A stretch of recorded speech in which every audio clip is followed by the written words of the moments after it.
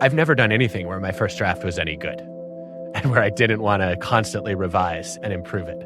Whether it was the first time I tried to dive or the first draft of a book that I had to throw out, or the TED Talk that I rewrote from scratch over and over and over again. And everybody who achieves excellence in any domain knows that it's the constant rewriting and rethinking and revising that makes you good and helps you get better. And I think once you recognize, hey, you know what, feeling threatened or hating somebody else or being offended by somebody else, that's a first draft of a response. Then you can go and write a revision and ask yourself, okay, is that a teachable moment? Did I just learn something about what activates my prosecutor instincts or what puts me in a preaching mindset? And if I understand that better, then I have more control over what mindset I land in. With that in mind, I would say maybe one of the best long-term investments we can make as a country is to say, let's teach the next generation of kids to be eager, enthusiastic, curious, humble rethinkers. That's Adam Grant, and this is the Rich Roll Podcast.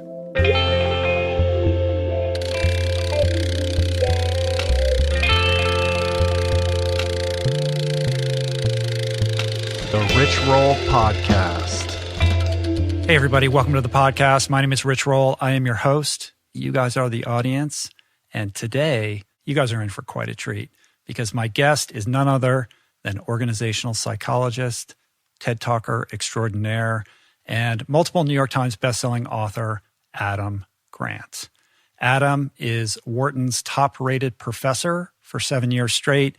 He's recognized as one of the world's most cited, most prolific, and most influential researchers in topics such as business, economics, and work life. He has been featured everywhere, and his TED Talks on original thinkers and givers and takers has been viewed more than 20 million times.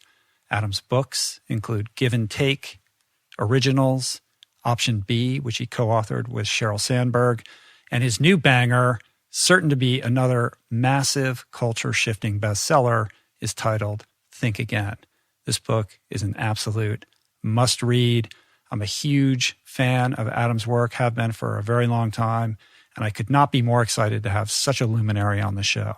But before we dive in, today's episode is brought to you by Athletic Greens, the all-in-one nutritional insurance that is basically your whole vitamin cabinet in one convenient package. Athletic Greens is packed with 75 whole food sourced ingredients that have been carefully selected, each at their highest quality and most natural source. Everything from essential vitamins and minerals to nutrient-dense raw superfood complex, prebiotics, probiotics, you name it, Athletic Greens most likely has it. Not to mention, it's super clean, plant-based, keto, gluten-free, all the good stuff. I drink this every morning in my smoothies, and I take the travel packs with me everywhere I go. Drinking Athletic Greens on the daily really has been one of the best habits I've gotten into. It keeps me feeling fresh and recovered. I never miss a day. Cannot recommend this nutritional habit enough.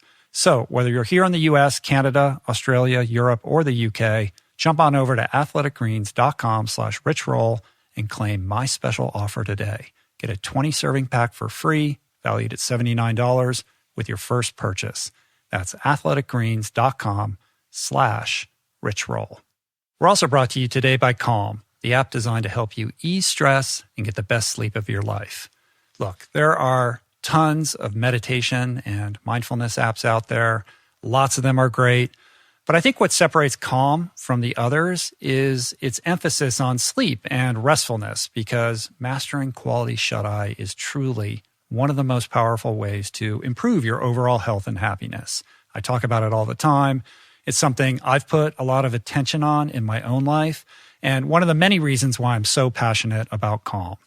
Calm has a whole library of programs designed for healthy sleep, like soundscapes, guided meditations, and over 100 sleep stories narrated by soothing voices like Stephen Fry, Kelly Rowland, Laura Dern, and even my BFF, Matthew McConaughey. Who doesn't want to hear that soothing Southern drawl lull you to sleep every night? Over 85 million people around the world use Calm to take care of their minds and get better rest, so it's time to give it a try. For listeners of the show, Calm is offering a special limited-time promotion of 40% off a Calm premium subscription at calm.com/richroll. That's 40% off, unlimited access to Calm's entire library, and new content is added every week. Get started today at calm.com/richroll. That's calm.com/richroll. So this is a conversation about many things. We discuss the importance of learning how to rethink our ideas and to unlearn our pre-programming, something I think is super important in this specific moment in history. We talk about how to transcend our own collective biases, how to effectively communicate with others who see the world differently, and strategies for better understanding differing points of view. In addition, we talk about productive ways to help others comprehend your perspective and various subjects like diving, Michigan, swimming, endurance challenges. Adam also offers sage advice on how to navigate the profound changes in the workplace and the advent of the home office catalyzed by COVID and many other topics.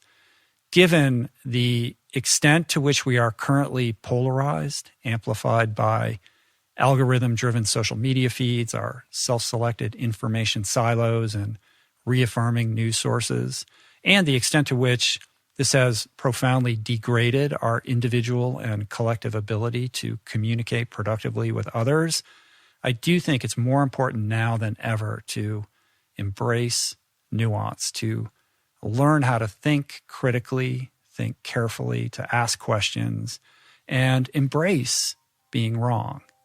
And Adam, my friends, is going to take us there in 3, 2, 1, go time.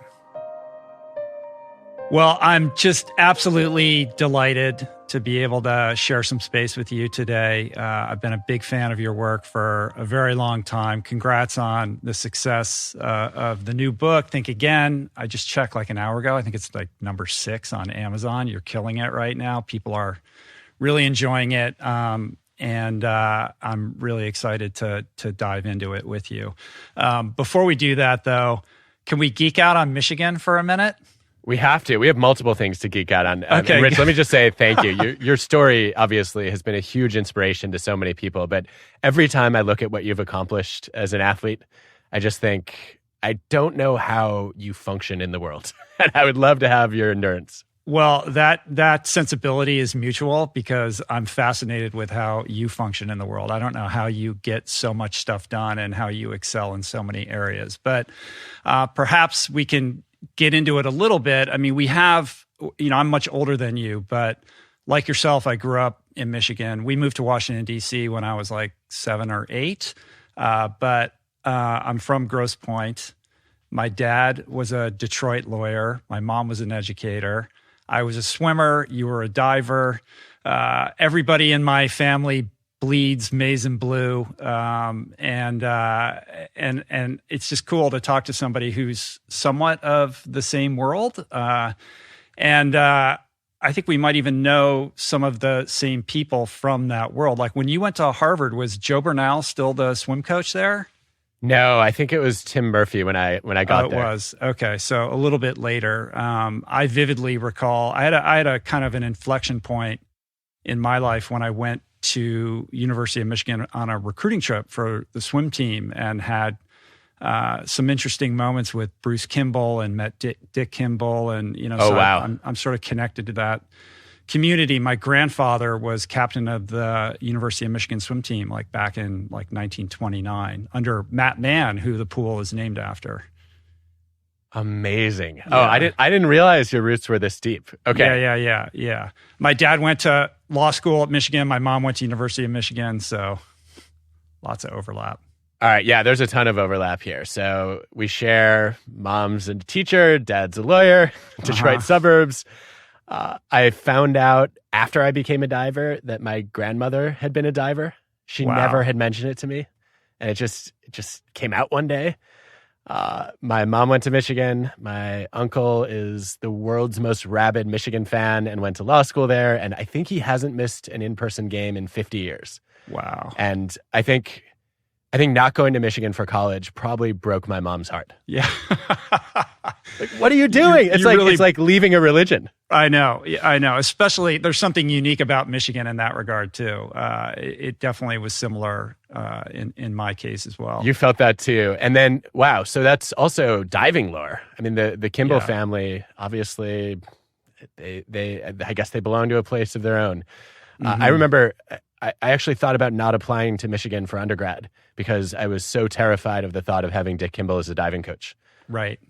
I remembered, friends who insisted on only doing 1 and 3 meter springboard, being forced to become 10-meter platform divers, and then coughing up blood when they crashed. I don't want to be that guy. Yeah, I mean, it's legendary, and I've told this story before, but the experience that I had on this recruiting trip, I was at a house party after a swimming and diving meet, and Bruce Kimball handed me a beer, and then he proceeded to perform the greatest party trick that I'd ever seen, where he did a standing backflip holding a cup of beer without spilling any of it.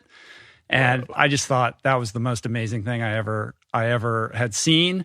Then I went on my own journey with alcohol and alcoholism and recovery. And of course, the story of Bruce is pretty well told, and the kind of, tragic circumstances that befell him. So sad.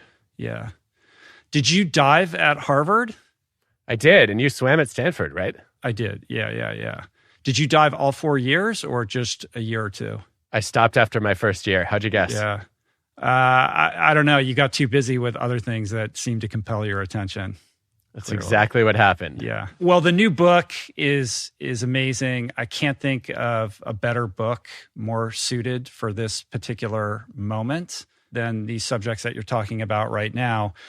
And in thinking about the book and kind of culture at large, I've spent a lot of time just thinking about how we communicate right now. And, my sense is that we are so increasingly calcified in our belief systems and the identities that we form around them. And this is further intensified by social media algorithms that serve up what we want to hear, that, enhances our confirmation bias, the kind of tribes that we form online and in our analog lives that we're kind of cueing our membership and good standing to. And in my sense, there seems to be a velocity behind that, like it's becoming more and more intense, and it's environmental, right? The idea being that this is just kind of happening to us without any willful input on our part. And the antidote, which is the thesis of your book, requires a great deal of thought and presence of mind and intentionality. And I see it almost like a war between these two worlds. And it's difficult to be sanguine about the future given the amount of intentionality that's required to kind of rebut the forces that be out there that are marshaling us in the opposite direction. I think that's true. I think it's part of the reason that I wanted to write Think Again, is to try to unpack, is there anything we can do to get more open-minded and to encourage other people to be that way too? I think I came out more hopeful than I started. I think for a while, this book was that project that I hoped someone else would pursue. Someone else go figure this out. Yeah. Get people to choose mental flexibility over foolish consistency. Get people to be humble and curious as opposed to arrogant. And nobody wrote the book. And eventually I said, all right, I need to take this on. Obviously, you've been working on this book for a while, and it is current in the sense that it tackles COVID in some regard, but obviously it predates the Capitol insurrection and, aspects of QAnon and some of the other, kind of things that we're seeing unfold right now.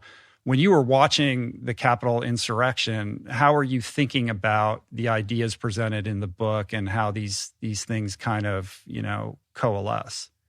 It was a shock was the first thing. I never thought that an insurrection would happen in America.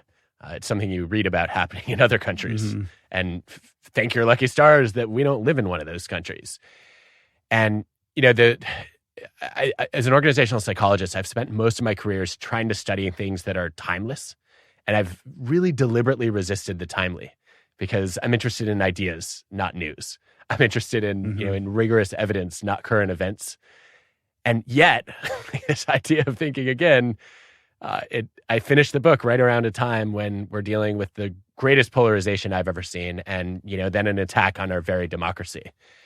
And my first thought was, what everyone's now calling the big lie, that the election was stolen from Donald Trump.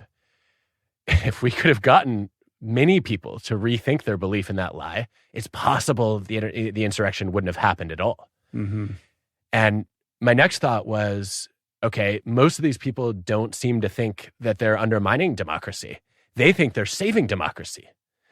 And that requires a whole reexamination of, not just a belief, but a belief system, a worldview. And I don't know that I know how to tackle that. I think I have some ideas and insights about how to begin to chip away at some of those wrong beliefs, but I think it's an extreme. I guess my reaction was, there's a sequel to this book that needs to be written about conspiracy theories, about false news, that is very different from, I was trying to deal with what I thought was, everyday resistance to admitting that you're wrong and to knowing what you don't know. And I think what your question makes me wonder is the everyday version of that now extreme enough that we need that book for more people than I realized? Yeah, I would like to read that book. I think there is something qualitatively different now about the way that we, are magnetized by certain ideas, and the conspiracy theory is its own kind of genus in all of this. I mean, you did talk about it in the book. You have the example of the flat earther, and you have that graphic, that circular graphic.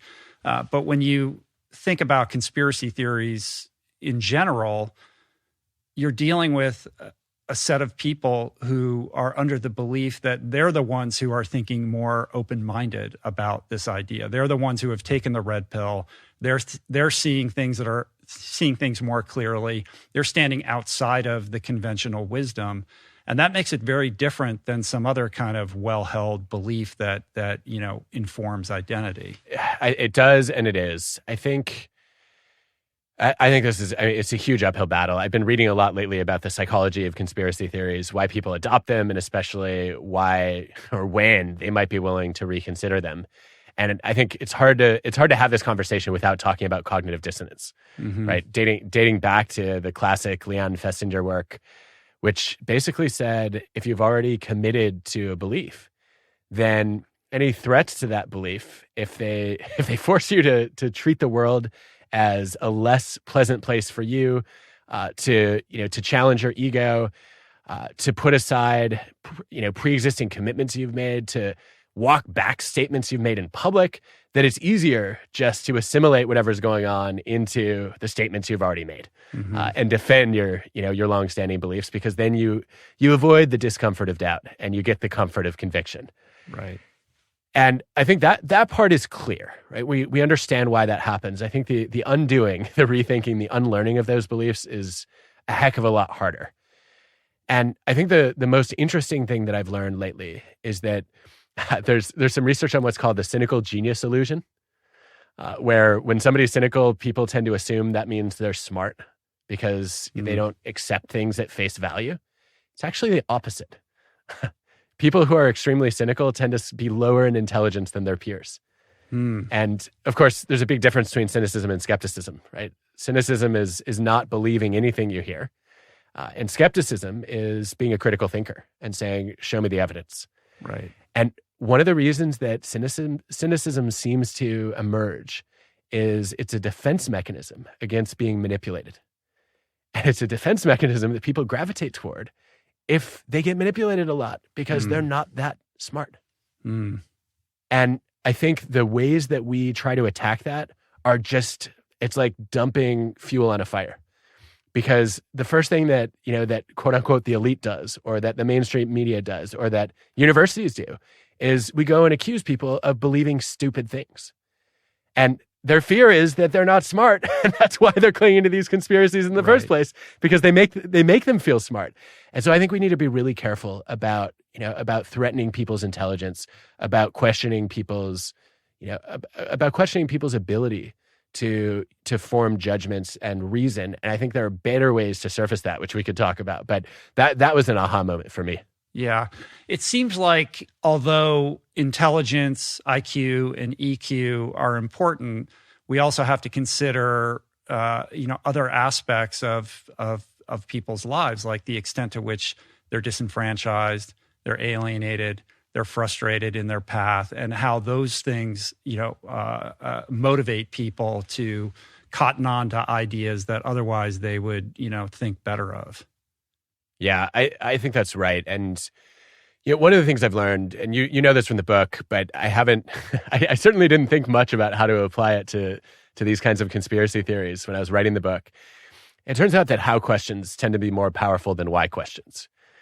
You go to somebody who believes something that you think is not consistent with the truth, and you ask them why they believe what they believe, and they have a bunch of pre-made reasons that they find compelling.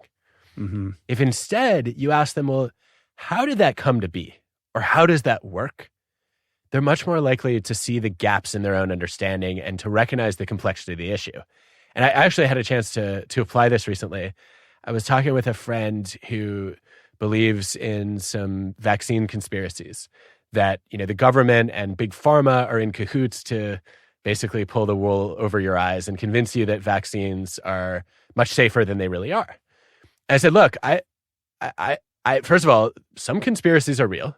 Let's put that on the table, and we can make a list of them. Secondly, I know that there are plenty of vaccines that have documented side effects and risks.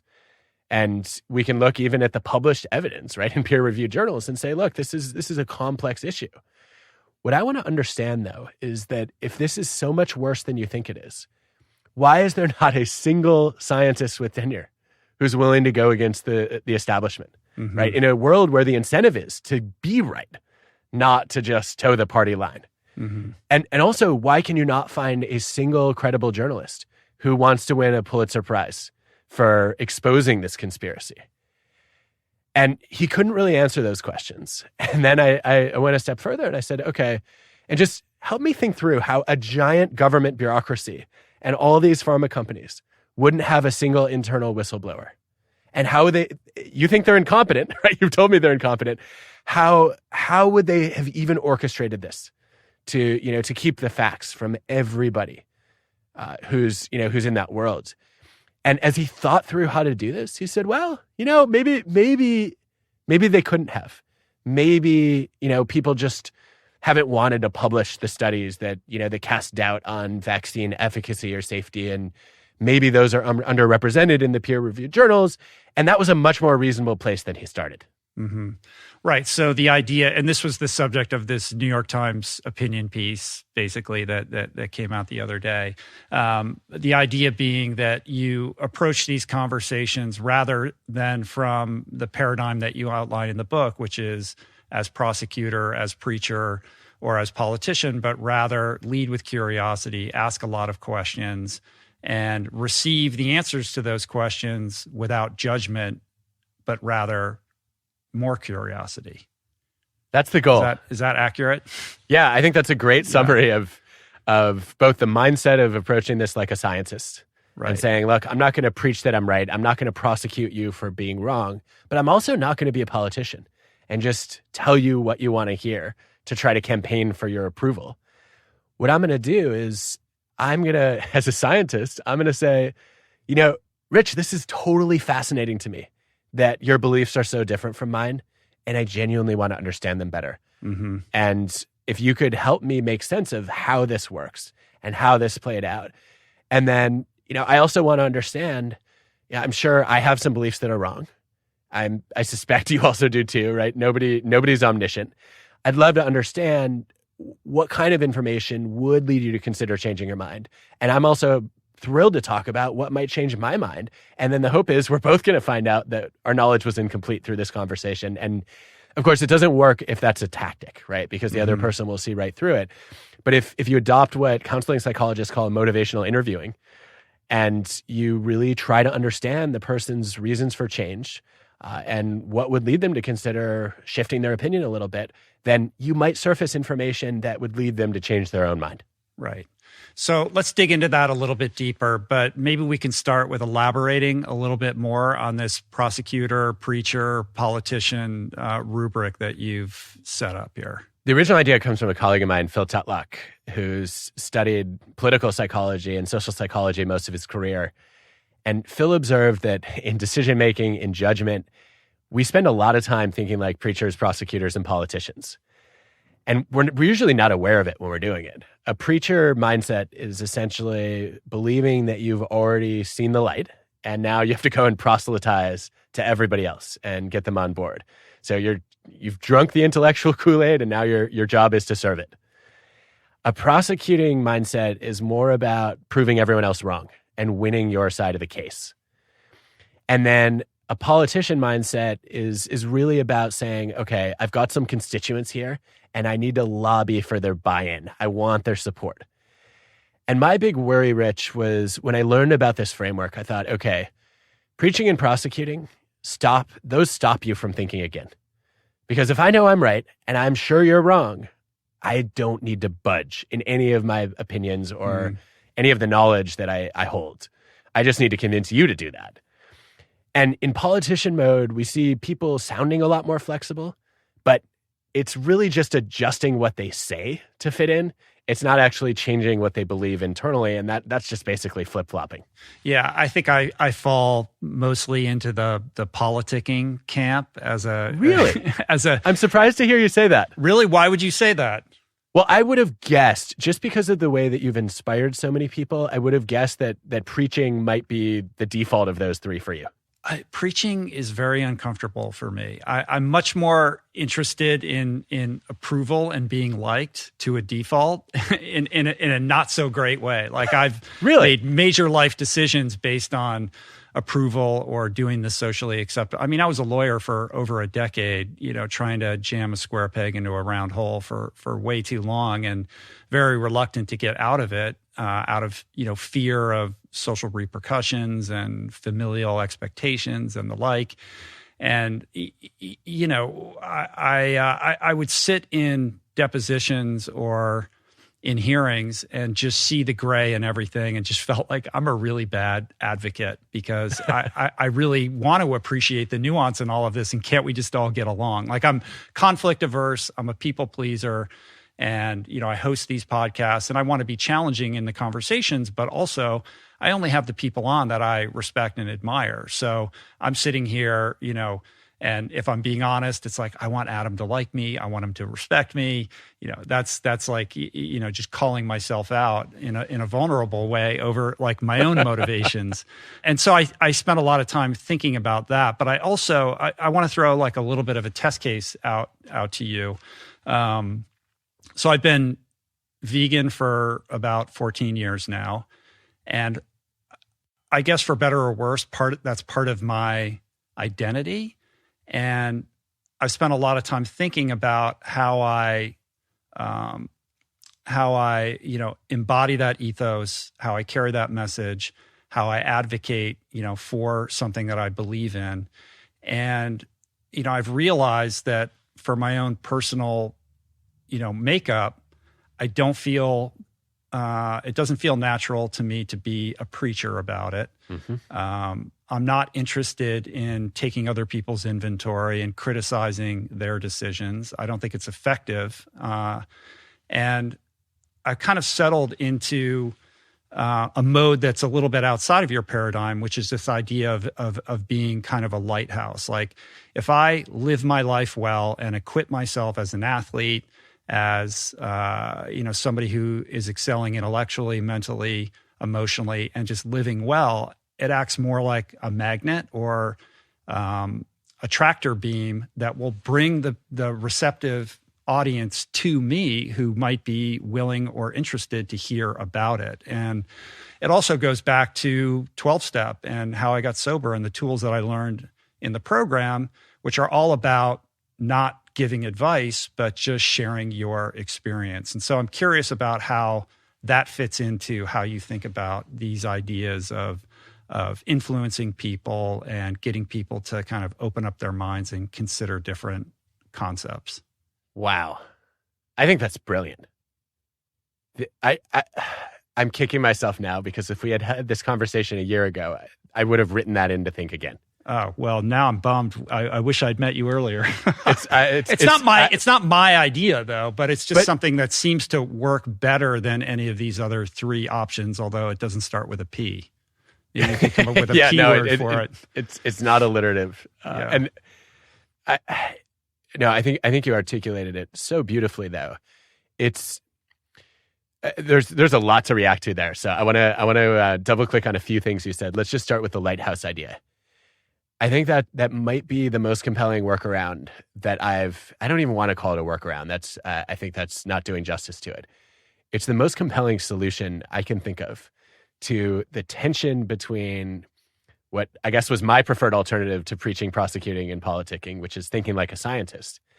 And the need, if you want to influence people in the world, to do some preaching. And I've always been uncomfortable with that tension because I guess I should take a step back and just say, thinking like a scientist is what I would love for more people to do more often. And I don't mean you have to go and wear a white coat all the time or carry around test tubes or even own a microscope, right? What I mean is that the broadest idea of science is the pursuit of knowledge and truth. And if your identity is anchored in being a scientist, it means that you don't have to stick to a certain set of beliefs at any one time. You want to find out what's going to be effective or what the right way is to live your values. And that means when you form an opinion, it's a hypothesis. You can go out and test it. You can observe. You can interact. You can run experiments. And the hope is that you're as excited to find out that you were wrong as you are to prove that you were right. Because either way, you've potentially learned something. And I would argue even you learn more when you discover that your hypothesis was false than when you validate it. And yet, Phil Tetlock, when I talked to him first about this framework, saying, okay, I want everyone to think more like scientists. He said, well, yeah, but sometimes you have to talk much more like a preacher in order to be heard. Yeah. Just look at any pundit on TV or any leader who gives an inspiring speech. And I've never liked that as something that you have to do. And I think you just gave an alternative, which is to say, okay, I can think like a scientist. I can test in my own life whether I'm going to be at my best in an Ironman when I go vegan, right? That's an experiment you ran. Mm-hmm. And then once I do that, if I'm willing to share what I've learned from that and I talk about that publicly, I don't have to tell other people to do it. I don't have to preach about it. I'm just telling my story, and that will draw people to me. I just think that's ingenious. Well, it's effective. It seems to be more effective. And I think it's all, a sort of corollary to that for me is a more kind of Buddhist or Eastern philosophical perspective on this, which is that I'm not attached to whether or not I'm convincing anybody to change. Like I'm carrying this certain vibration. I'm happy to talk about issues that I care about if you approach me or you're interested. But I'm not interested in proselytizing. I'm interested in living my best life. And it's this idea of attraction rather than promotion, which is core to the whole 12-step philosophy. Yes. And it's so consistent with his stance of motivational interviewing, which is, I'm not here to force you to change. I'm here to help you, if I can, uncover your own motivation for change. But that's up to you. And I think the person on the receiving end of it feels the difference between somebody who is really wed to an outcome versus somebody who's like, hey, I'm just telling you this. Like, it's your business what you do with this information or not. It's such a paradox because my biggest vice is going into prosecutor mode. I think the cartoon that could be my life story is the one where this guy's sitting at a computer and his wife says, what's wrong? And he says, someone is wrong on the internet.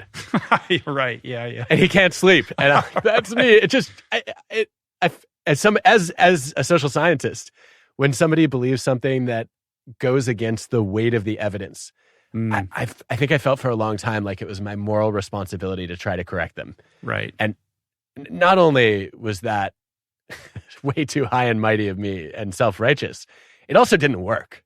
To your point about effectiveness. Have you, I don't see you trolling people on Twitter though. Like you don't get involved in that kind of stuff. No, I've written some articles that I think led people to really misjudge me as, as being actually a close colleague of mine. One of the people who I consider part of my challenge network, not my support network, one of my most thoughtful critics, said to me, "Do you want to spend your career being a professional debunker?" Right. I said, "No, I want to build ideas up, not tear them down. But I also believe that if somebody is selling snake oil, that we should make the world aware of that." And that tension has been really tricky for me. But I think this idea of being a lighthouse and saying, "Look, here's my analysis of the evidence, and here's my experience applying it. What do you make of that?" The irony in it for me is, it really invalidates one of my core beliefs, which is when you have a goal, you should work as hard as you can to achieve it.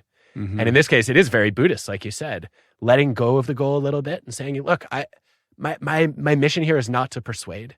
It's to share. It's to teach. It's to learn."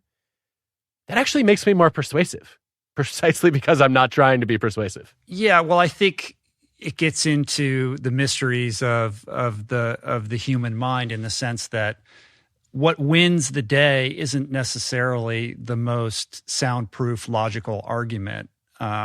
More often than not, at least in my own experience, and I'm curious what you make of this, it's if you can really emotionally connect with the person that you're talking to and engender some level of trust, which has nothing to do with logic, that ultimately can be the lever that moves the needle more than the facts of the case or the scientific aspects of whatever it is that you're discussing.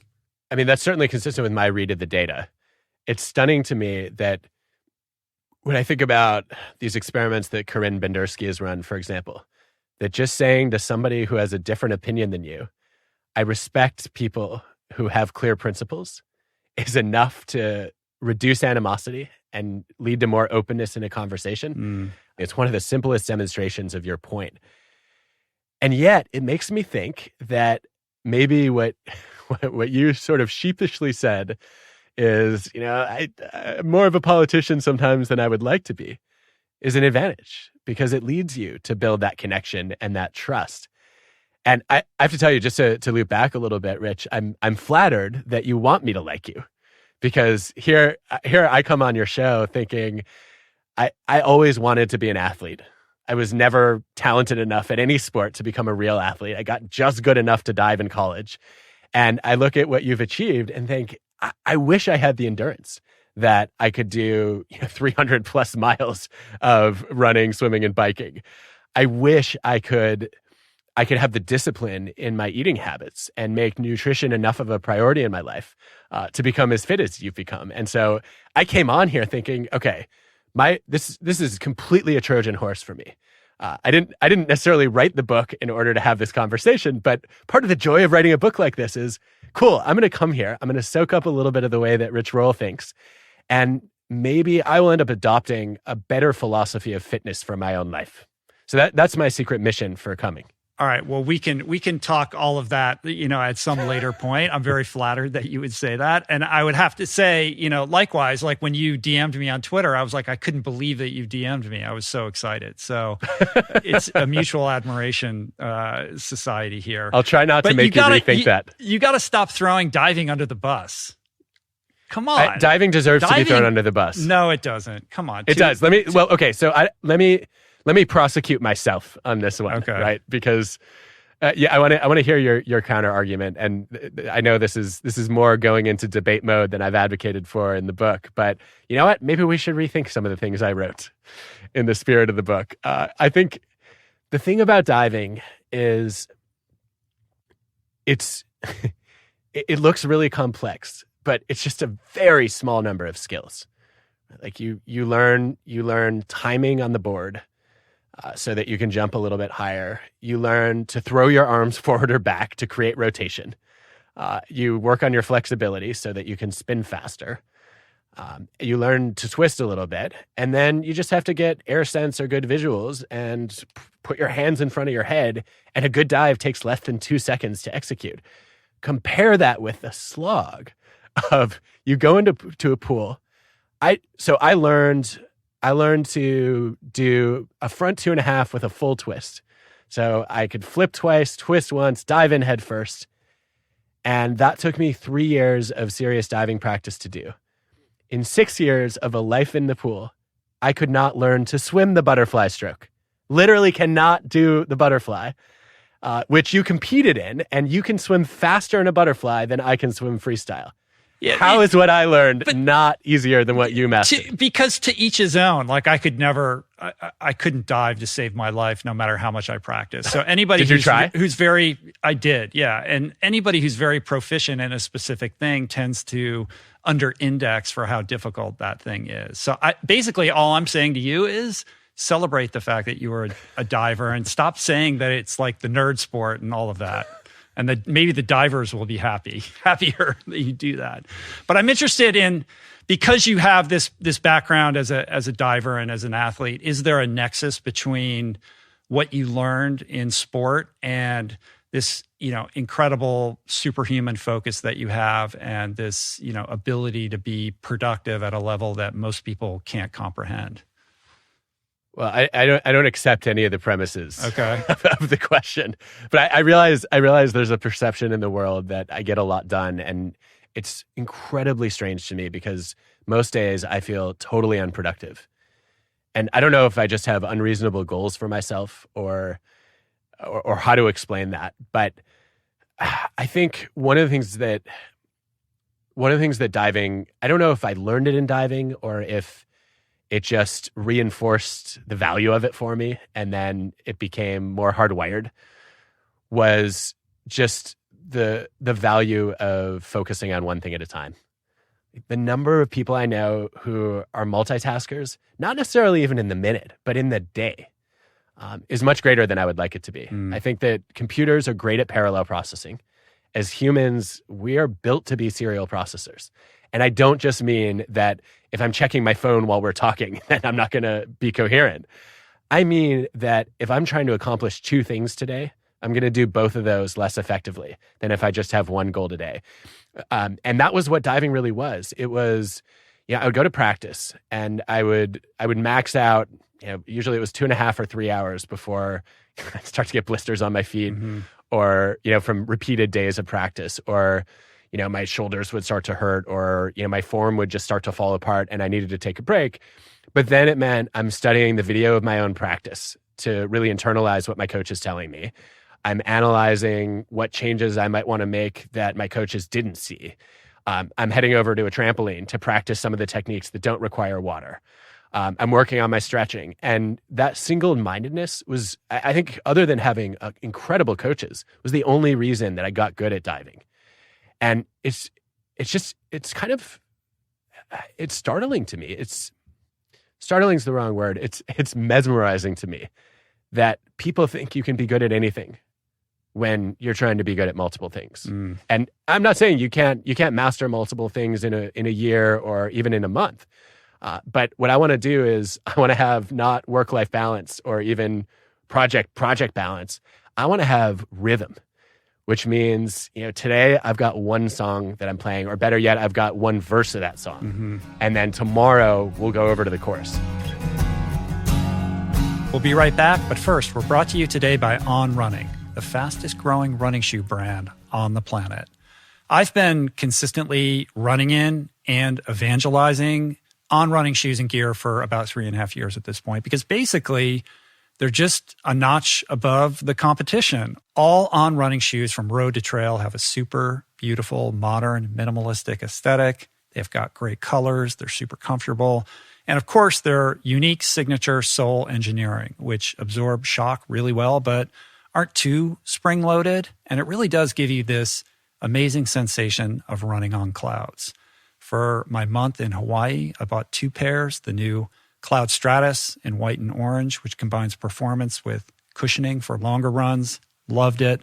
And the new carbon-infused Cloud Boom, which, holy smokes, this thing, super lightweight, engineered for the road, is stunning and next level when it comes to performance.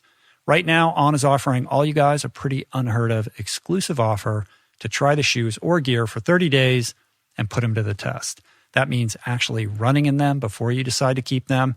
So visit on-running.com/richroll, on-running.com.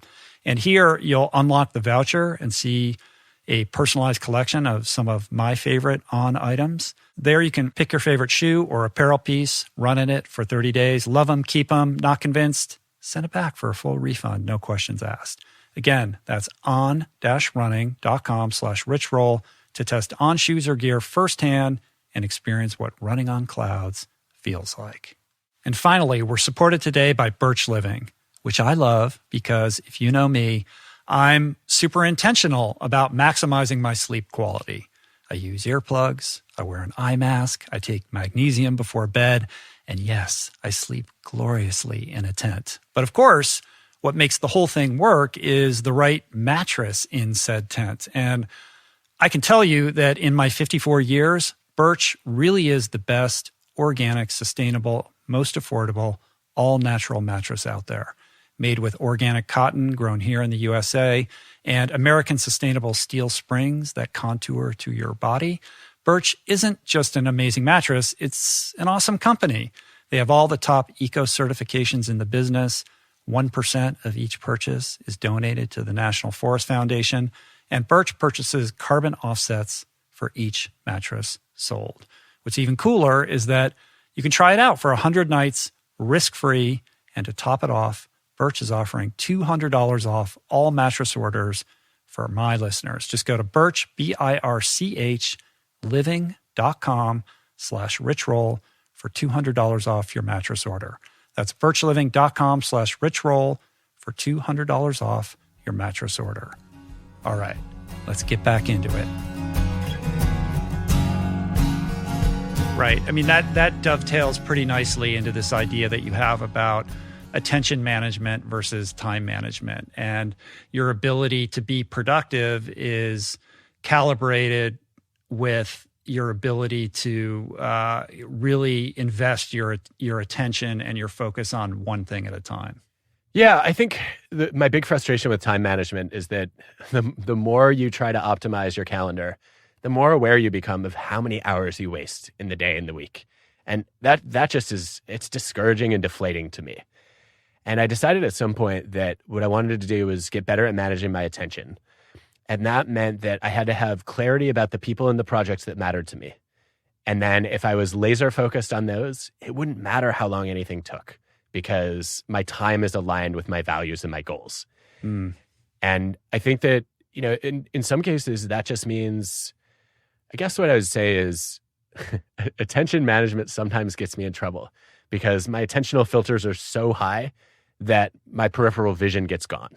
And if I'm locked into a goal of finishing a task today, let's say I'm writing an op-ed, like that New York Times one that you referenced. I set a goal a few weeks ago of finishing a draft of it. And I was late to 2 meetings.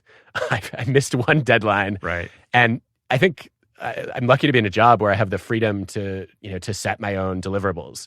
And I've also let everyone I know who works with me know that one of my biggest vices is that I have a chronic inability to disengage from a task until it's done to my satisfaction, or at least until I've made real progress on it. Because I think those moments of flow, of deep work I don't want to say they're rare, but they're precious. They need to be protected. And I want to get every ounce of creativity and energy out of them when I get into them.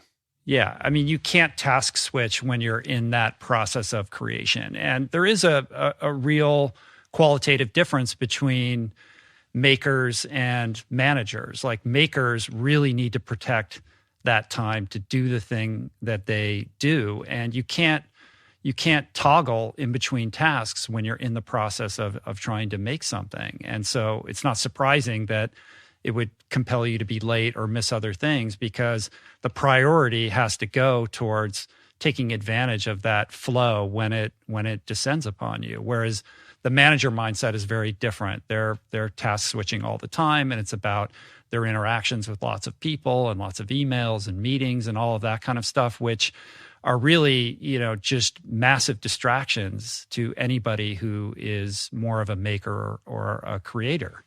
Yes. And I think this is one of the opportunities in front of us now with remote work becoming very real for millions, if not hundreds of millions or billions of people. I think I keep thinking of this Leslie Perlow experiment where She said, what if we just give people quiet time 3 mornings a week where they're told don't schedule meetings, no interruptions. You can actually just concentrate on focused work. And she did this at a Fortune 500 company in India with engineers. If people were encouraged to do that themselves, 47% above average productivity. Wow. If the organization instituted it as a policy and said, look, we mean this, Tuesday, Thursday, Friday, no meetings, no interruptions before noon, 65% above average productivity. And if you break that down, what's going on there? Well, some of it is you are just benefiting from more flow and more deep work. But some of it is also just plain efficiency, that you check your inbox after lunch, having had a productive morning, and you realize that 6 people had the same question. And now instead of having 6 different conversations, you can call all those people together in one meeting. It only takes 1 hour out of your day. And then you've also helped those people build a network of acquaintances or maybe even strangers who didn't realize that they were working on similar problems. And I've watched a lot of organizations just say, you know what, we can't protect people's time because we have customers or we have clients that, you know, that impose demands on us. And my response to them has been, well, actually, don't you think this is how you teach your clients to be more effective and productive too? To say, look, we are here to be available to you and helpful to you wherever we can. And in order to do the best job, not only reacting to your problems and fighting every fire that comes up, but also really rethinking how we solve problems in the first place, or better yet, how to prevent problems at scale, we need some protected time. And so, of course, we're happy to hear from you if it's an emergency, but we're going to have 1 day a week where we don't schedule meetings, or we're going to have a couple mornings a week where we don't take calls. And we want you to know that's part of how we serve you. It's interesting. I mean, it's counterintuitive in the sense that from a managerial perspective, you would think that people would then just use that time to go fuck off and do whatever they want. They're not going to actually use that for some kind of deep work. They're going to go, go run errands or something like that. Well, if you're a bad manager, that's probably what they will do, right? Because you haven't earned any trust or loyalty. But if you're a manager who instead of being a micromanager is a macro manager, who says, my job is to figure out the purpose and the mission of the team and the organization, and then help you identify your unique individual role and see your contribution here. And then I'm going to get out of the way and not tell you how to do everything or when to do everything. You get a lot of intrinsic motivation in response to that. And we've got, at this point, almost half a century of evidence on the benefits of what I guess classically Douglas McGregor would have called a theory Y as opposed to theory X approach, where, whether you believe that people are lazy and can't be trusted, or people are intrinsically motivated by mastery and learning and purpose, those beliefs often become self-fulfilling prophecies and you get exactly what you expected. Yeah, interesting. Well, as somebody who has spent their entire career kind of devoted to better understanding the psychology of the workplace, this past year has to be, fascinating for you to see the ascent of the home office and, everything that COVID has brought us and the disruptions in how we work. So what are some of the insights that you've been able to develop out of this, very strange and unique year that we've just experienced? There have been a lot. Not surprisingly, this is the experiment that nobody opted into. And since we're stuck with it, we might as well be learning from it. I think one of the first revelations for me was Ethan Bernstein and Haley Blunden collected data on just March through May. How is communication changing now that essentially everybody who could is working remotely? And they found that communication with strong ties went up about 40% on average. That with your closest colleagues, your boss, your direct reports, the clients that you're in touch with regularly, you knew you weren't just going to run into them or you weren't flying out to see them. And you worked hard to schedule extra opportunities to connect with them, usually over Zoom. Communication with weak ties, though, your more distant acquaintances, your suppliers, the mentor you occasionally talk to, that was actually down 10%. And this is bad news when it comes to rethinking things, getting a fresh perspective, because weak ties tend to give us more novel information than strong ties. Strong ties tend to know the same people and the same stuff that you do. They give you a redundant knowledge. Weak ties are traveling different circles. They're meeting different people. They're learning different things. So they're much more likely to open up fresh access to a creative idea. And because we're not having those spontaneous creative collisions like we used to before the pandemic, I think one of the things we have to figure out is how do we engineer interactions between people and their more distant acquaintances, or allow them even to learn from strangers. And I don't think we have good practices yet to figure that out. How have you navigated that, Rich? Well, I'm very lucky in the sense that I've been able to continue to pursue my living where a lot of people are not so lucky. So I feel extremely grateful. A big part of the show that I do, which is the gravamen of my vocation, is sitting across from another individual live and doing it in person. And we've set up safety protocols, and I've been able to do that to some extent. But, like what we're doing right now, some of them have been forced to be, on a digital platform, which is not my preference. Like for me, this experience is all about like trying to connect as deeply as possible with the person that I'm talking to. And very often these people become part of my life. Maybe they become part of my challenge network or my support network or my board of advisors, or just friends. And that's incredibly valuable to me. I mean, it's a gift to be able to share, the wisdom of people like yourself with so many people. But the enriching aspect of it for me is the in-person connection. And my kind of personal strategy with all of these conversations is that the emotional connection comes first. It's less about the information. Like I trust that if I can connect with the person who's sitting across from me, find a way in to really identify with them, that whatever information needs to be imparted will be imparted. And I just try to be as present as possible for that. And I'm able to achieve that to some extent when I'm looking at you on a screen, but it's not the same. Well, it still comes through loud and clear to me. I can feel it, I can see it, I can hear it.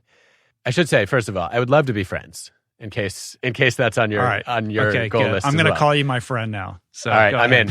We're friends. Right. Consider it done. I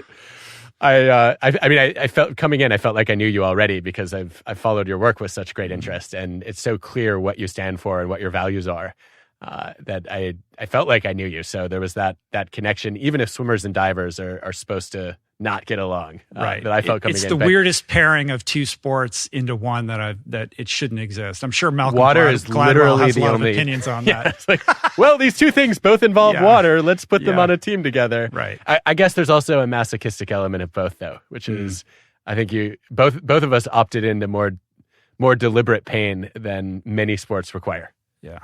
I don't remember basketball or soccer ever hurting nearly as much as diving did. Swimming is a glutton for people who enjoy self-punishment.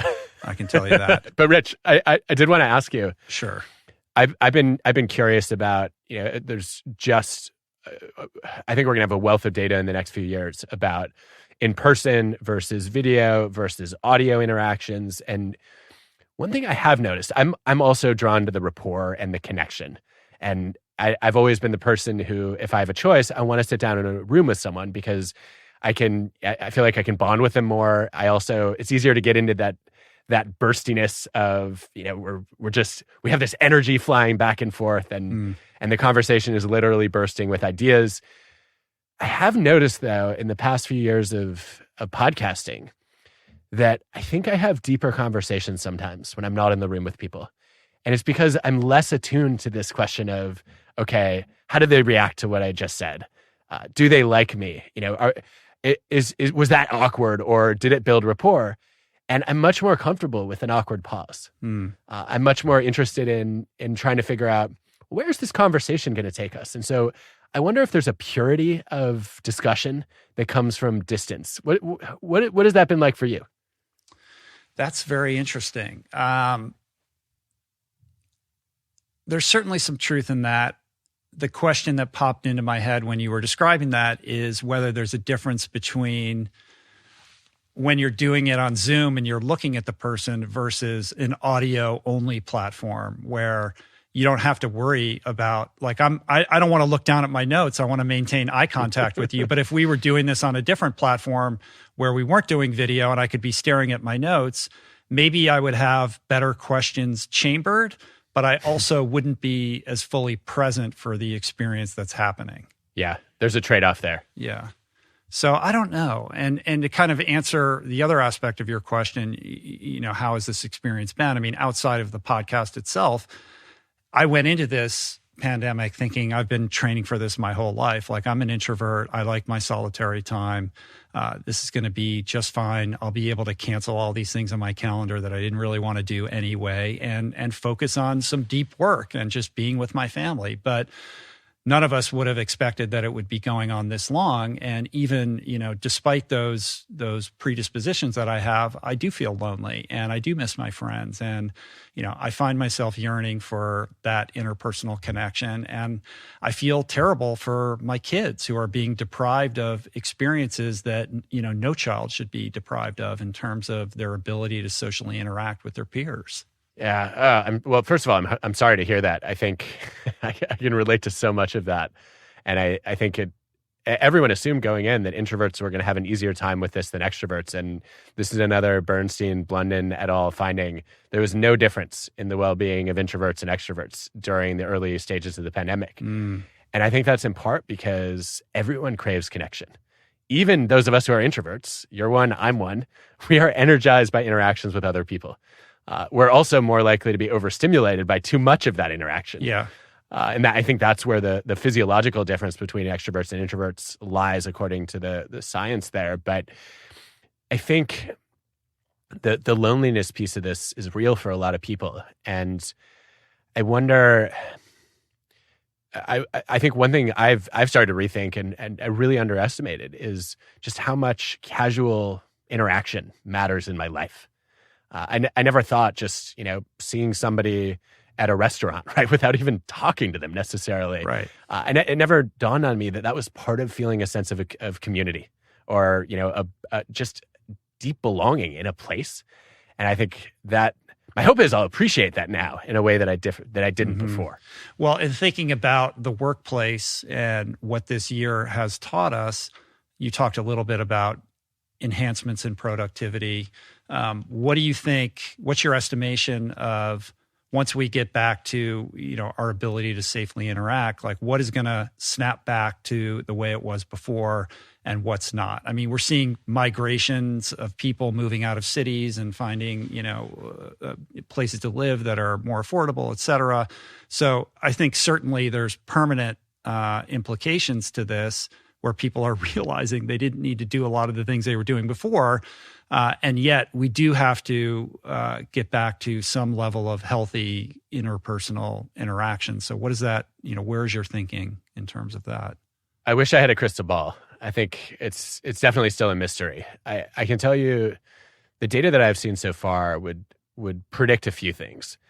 First one is Nick Bloom and his colleagues just did a nationally representative survey of 15,000 Americans. And they found that essentially people are expecting to do usually somewhere between 20 and 25% of their work days remote. And that's taking into account individual preferences as well as the organizational policies that are starting to emerge. And most of that is hybrid. That's not, a bunch of companies saying we're going to be fully in the office and a bunch of workplaces saying we're going to be fully remote. That's most people and most leaders saying, we'd love to have people in the office 3-4 days a week and then work from anywhere the rest. The challenge with that is, what kind of office space do you need? Right. If you want, do you want everyone to be there 3 days? Then you need a huge office and it's a major waste. Are you going to do shift work like a hospital where people come in at different times or even on different days? Well, then you're missing the sense of cohesiveness in a culture. I think those are the kinds of questions that a lot of leaders are grappling with right now.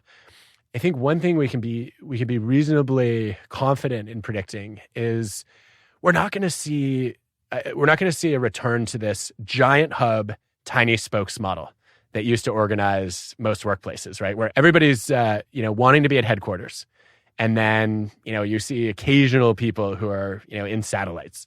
I think we're going to see probably a much smaller hub, and then more affordable places to work in different parts of a country or different parts of the world for a lot of organizations. But giant caveat on this is people want to be where the most senior leader is.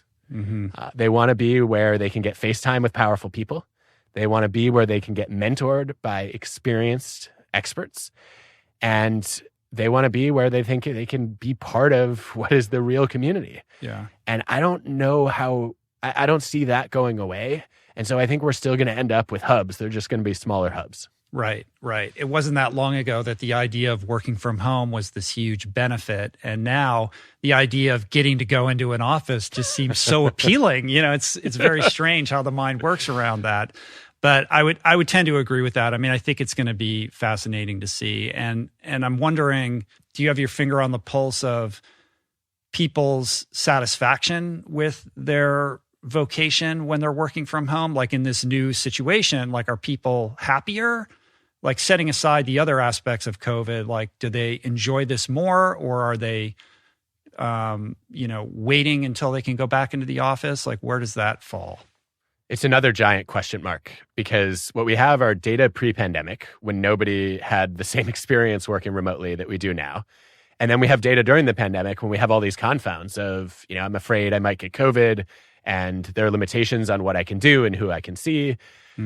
My guess is, though, there's probably a net benefit to flexibility. That doesn't mean you should be permanently remote, right? But to have the choice to work from wherever you want, and to do that at least part of your time, I think that seems to be good for well-being. And the early data on this, there was a meta-analysis, Gajendran and Harrison, 2007. They accumulated every study that had been done to date on what then was called telecommuting, which sounds like a thing of the 1990s. But they basically meant remote work. And they found that as long as people came to work 2.5 days a week, performance was higher, satisfaction was higher, and there were no costs to the quality of coworker relationships. And I think that then tracks with a lot of what we're seeing in the pandemic, which is people don't like their jobs less on average when they're working remotely. They found that there's some things they like better, and there's some things they like worse. I think the general upsides have been people love the autonomy and freedom. They appreciate not having to commute, although some of them will choose to commute again. They like also, in some cases, the fact that they get to choose just a work environment where they're comfortable. I think on the flip side, people miss the structure, they miss the community, they miss the culture. And I think we want all of those things. So I think we're going to mostly need to be hybrid to get all those things. Yeah. I mean, Zoom fatigue is real. What's behind that for you? Because I've been hearing a lot about this, and I've felt it from time to time. When you talk about Zoom fatigue, what's contributing to that for you? I'm not somebody who's on tons of Zoom calls, so I might not be the best person to field this question, but I don't like the static nature. I don't like sitting still staring at a screen when I don't know what it is. I can't put my finger on it, but it makes me feel very restless. Like I just want to get up and move around. I don't know. I mean, got it. Interesting. What is it? I mean, it's got to be a thing that's not like it's going to be in the DSM-5 or whatever, but it's definitely a real condition. I mean, what are some of the experiences that people have shared with you about that? What I'm seeing so far, for some people, it's just I'm too static, which it sounds like is your experience. For some people, it's the exhaustion of talking into a screen and trying to read people's facial cues or parse tone in a way that's never quite as clear as if you're actually in the same room. Yeah. For some people, it's a lack of of a sense of just being in the same place, and that's just interfering with connection. And my guess is, of all these factors, just the sitting still, staring at a screen, that would probably be the biggest contributor to it. But a lot of people have the flexibility to try to change that, right? I've watched a lot of people say, all right, when I don't need to be on camera, I'm doing walking meetings. Or we've even agreed as a team that we're going to take a couple of our standing meetings and we're going to make those, hey, you can do a workout. It probably shouldn't be an intense workout. You shouldn't go swimming, definitely. Right, but, you can go for a walk, or you can go for a light jog. Or even, play catch outside with your kids during a couple of these meetings a week. And I think that we've been too wedded to the idea that you always have to sit in front of a computer in order to be working. And I just don't think that's true anymore. And that's on my basic list of things we could probably rethink a little more than we do. Yeah. I mean, I'm certainly no fan of how it's being used for high school education right now. I've got a daughter who, she's on Zoom from like 8 to 4 doing classes. And she's just not wired to sit and stare at a screen like that. And then she's got homework, and she's in an art high school, and then she's got her art projects, and the stress level and the anxiety with her is through the roof. And I'm like, what is this for? This is not in service to her best interest right now. Yeah. It's really deeply problematic, I think. I'm sad to hear that. And I'm also a little surprised because I've read evidence now, both from a UK study and a US study, that teenagers are actually doing better from a well-being perspective. So lower depression, lower anxiety rates during parts of this pandemic. And it seems to be the case that one of the big mechanisms behind that is it's hard to get bullied over Zoom. And you don't quite worry as much about what you're wearing and who's excluding you at the lunch table. It's this I guess the virtual environment is an equalizing force in some ways. And it's almost just like at work, where it's this double-edged sword. There are things that got better. There are things that are harder. And I wonder if on average that's the experience for, at least older kids in online school. Yeah, I hadn't heard that before. That's super interesting. I mean, all the things that I'd seen were that depression and anxiety were way higher, like on the rise as a result of this with young people. I think so. It seems to be age specific. I think younger kids are having a harder time. I think for teenagers who are more tech savvy and have a lot of the existing relationships where they can stay in touch. And let's face it, a lot of them were just texting already. Right. So it's not like everybody lost all their in-person time.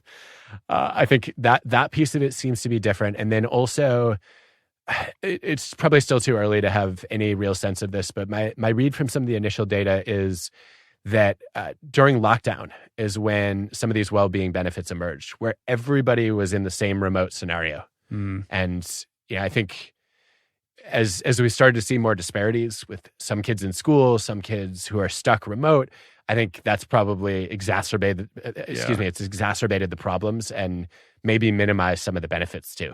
Right. Like there was a democratic, impact on everybody equally as a result of the lockdown. Yeah, which is, again, just like at work, if 90% of your team is in the same place, you don't want to be the one person calling in virtually, right, if you can avoid it.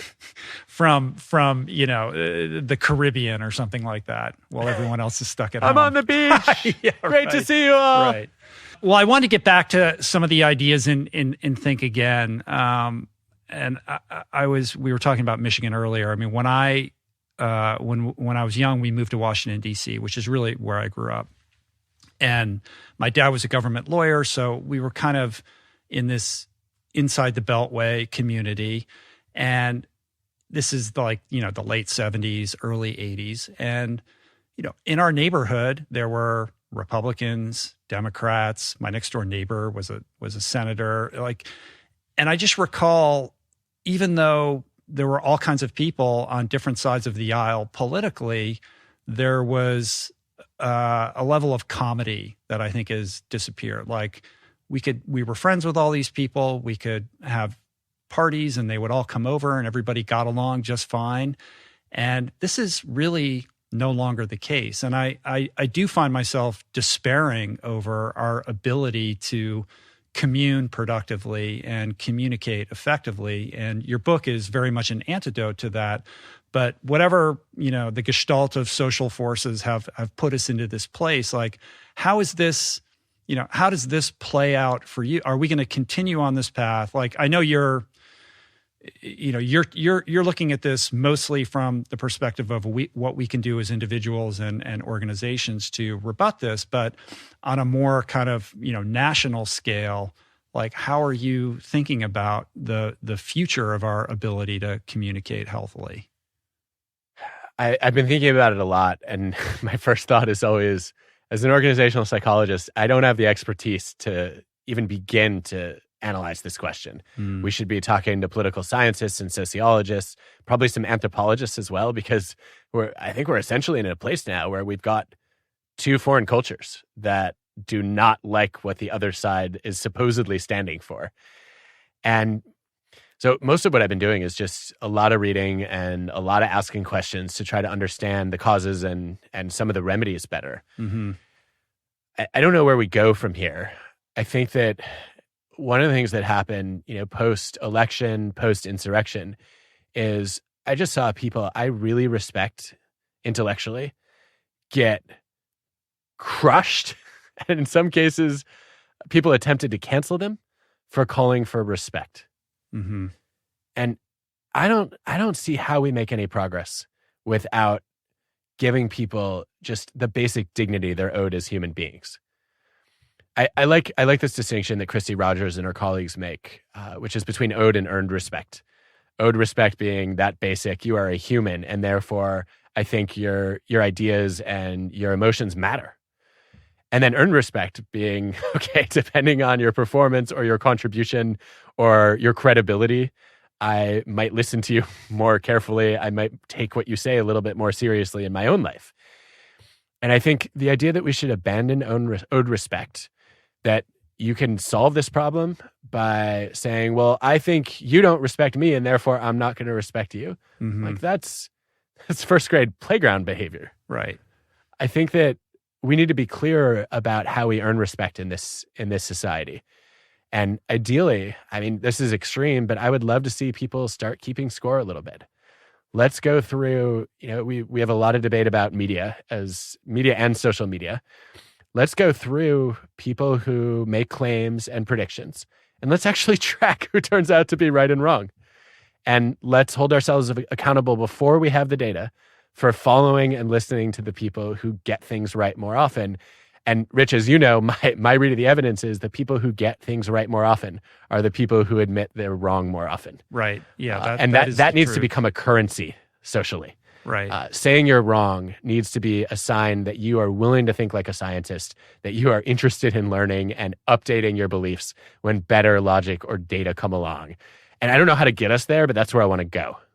Well, the keeping score thing, though, is part of the problem as well. Like when you look at Twitter, it's not about truth or nuance. It's about signaling to your respective tribe that you're a member in good standing. And the point scoring is all about taking people down or holding people to account for an idea that doesn't neatly fit into the prescribed ideology of that particular tribe.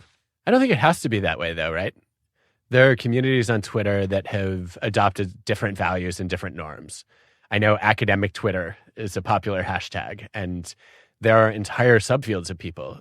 We saw it with epidemiologists last spring and continuing to the present. We've seen it with people who are debating hot issues across, very complex fields. I've made a concerted effort to follow people whose conclusions I disagree with, because I admire the integrity of their thought process. And that means I see information that constantly questions my convictions. Uh-huh. But that's not a threat to me. I don't have ego invested in that. I'm on Twitter to learn and to teach. Right. And that means, if I'm accessing different perspectives from people who have high standards of rigor, I'm learning. And I think your point is well taken, that social media, and I think the traditional media has done this for a long time too, really rewards preaching and prosecuting. Like the person with the soundbite that can kind of elevate their tribe and take down the other tribe is the one who gets amplified the most. But I think as consumers of information, we have choices around that, right? I don't have to share. I don't have to validate people who are just always trumpeting the party line. What I want to amplify are the people who are making me think and rethink. And I guess with one of my hats as an educator, the place that I would start working on this is in schools. We know you read in the book that I really did not expect this, that if kids grow up believing in false knowledge, like the earth is flat as an extreme example, if you wait until middle school or high school to try to debunk that, it's already harder. Right. You actually need to sort of take on science myths in elementary school in order to both get the principles that are aligned with the truth as we know it, on the table early, but also to teach them that a lot of things that intuitively feel true to you are false, and you need to, constantly be in the mindset of asking and learning. And with that in mind, I would say maybe one of the best long-term investments we can make as a country is to say, let's teach the next generation of kids to be eager, enthusiastic, curious, humble rethinkers.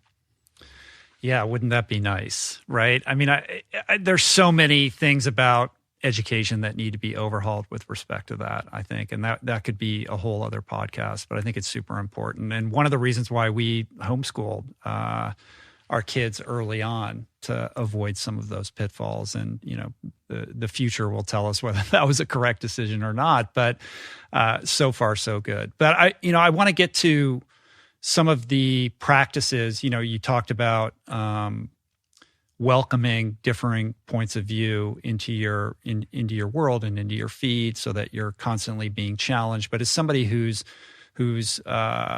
so successful and kind of at the top of their field, it would be very easy for you to become calcified around your thinking, to surround yourself with sycophants and people that tell you you're great. But what I get from you is a tremendous amount of humility and curiosity, and this like desire, this thirst for learning, for expanding your perspective. So, how can somebody who's watching this or listening to this cultivate some aspect of that in their own lives, so that they are more vigorously challenging their own ideas and really kind of, for lack of a better phrase, like falling in love with being wrong or being challenged and relishing that as opposed to resisting it? Thank you. I can't think of a higher compliment than being called humble and curious. And that's who I want to be. I don't think I always show up that way successfully, but it's certainly in my value system. And the idea that you've taken any of that from my work or or anything I've done is a little bit encouraging. But I don't want to be surrounded by sycophants. And so my first instinct is to say, wait a minute, go back, find some moments when I lacked humility, when I wasn't curious enough, and help me learn from those. And I think the motivation behind that is the same one that you've had throughout your. I do want to turn the tables on you at some point in this conversation, Rich, because your story, as I know it, is you are a dedicated rethinker. Everything I know about your story, from rethinking your addictions to your exercise habits to your nutrition to now what you do for a living, right? Going from practicing law to now you're a thought leader, you're a podcaster, you're a writer.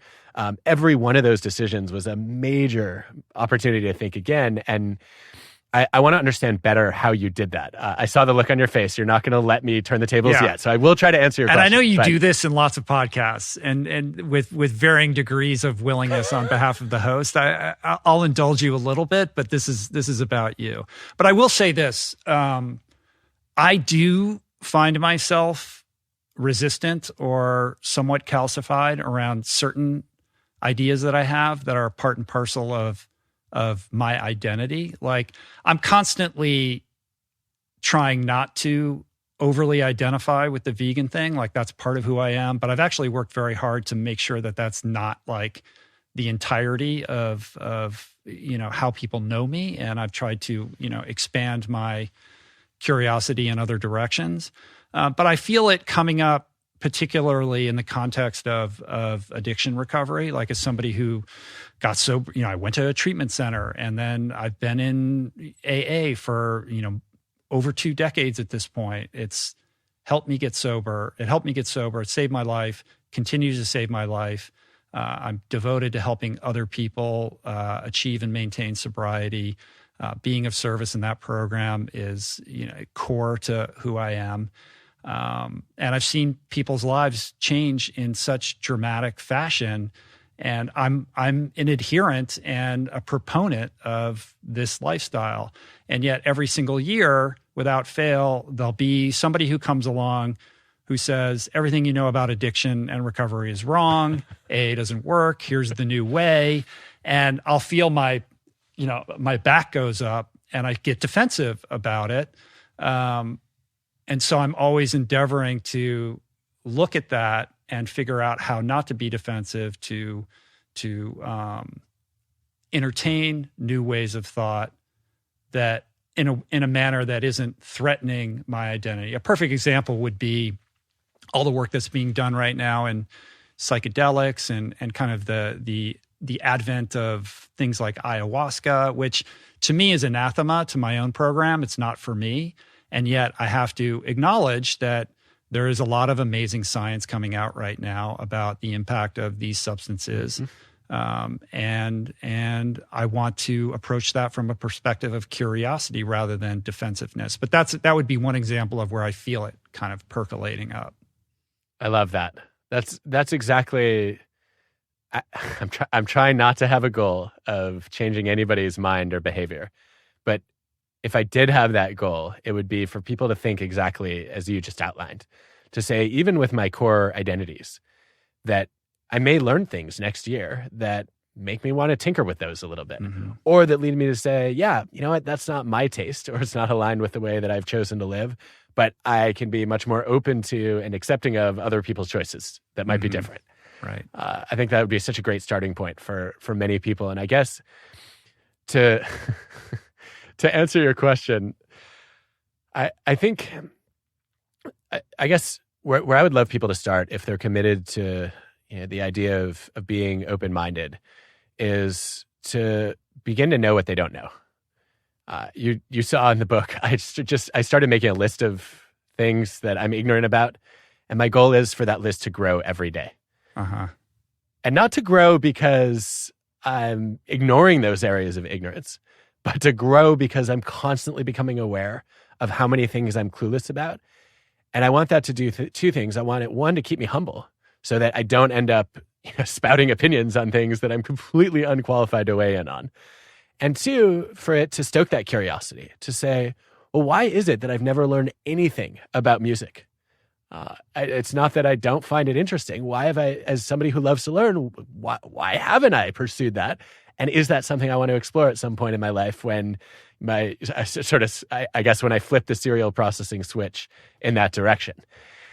So I think everybody could keep a list like that. And the goal is, as you learn new things, you also become more aware of what you don't know. It's very Socratic in that sense.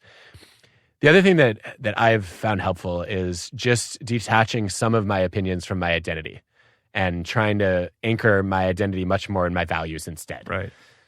So, I would have, if you had asked me what my identity was when I was in high school or college, I would have said, I am a diver. That was who I was. It was my screen name on America Online. It was the first thing that anybody knew about me. I remember my Uncle Ira, the Michigan fan uncle, meeting one of my friends and asking, what do you think Adam's going to major in college? And my friend said, diving. Right.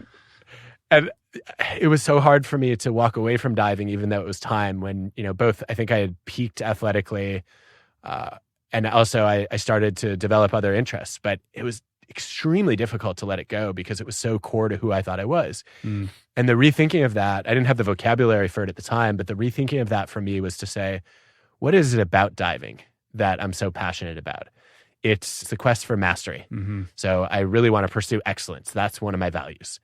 It's the fact that I get to spend at least 90% of every diving practice helping other people with their dives, whether it's, encouraging them to try a new dive that they're afraid of or giving them a coaching tip because I'm standing at a different angle while I'm waiting in line to get on the board.